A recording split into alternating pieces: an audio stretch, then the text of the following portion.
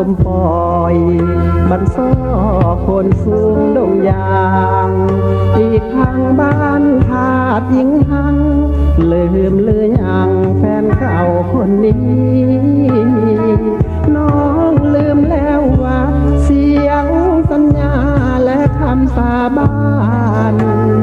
ลืมคืนเที่ยวสมงานประทาดยิงหังลือยังนอนี้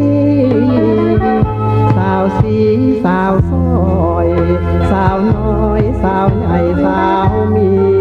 สาวดำสาวกำโสพีบุญพาทุกทีเคยเที่ยวด้วยกัน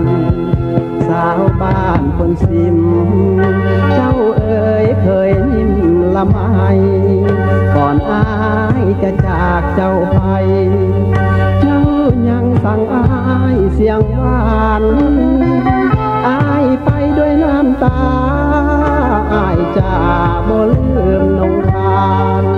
อายไกลด้วยใจสถานห่างกันดาด้วยความห่วงใยคอยอายก่อนนะวันสิว่าคันธาบุรีสายสัมพันธ์ไมตรีที่เคยมีจงฟังมาใจจำไว้ให้มันอย่าพัน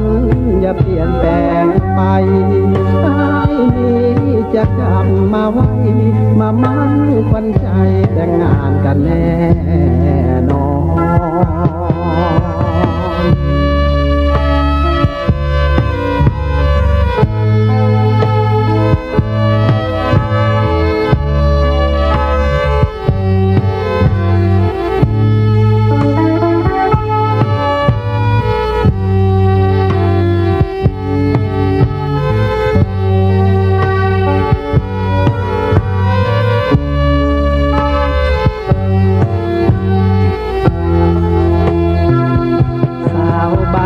คนซิมเจ้าเอ๋ยเคยยิ้มละไมก่อนอายจะจากเจ้าไปเจ้ายังสั่งอายเสียงหวานอายไปด้วยน้ำตาอายจะบ่ลืมน้องทานอายไกลด้วยใจสถานห่างกันดาด้วยความห่วงใยคอยอายก่อนนะวันสิว่าคันธาบุรีสายสัมพันธ์ไมตรีที่เคยมี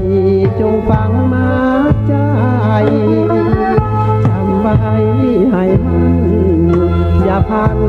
อย่าเปลี่ยนแปลงไปอายนี้จะกลับมาไว้มามั่นควันใจแต่งงานกันแน่นอน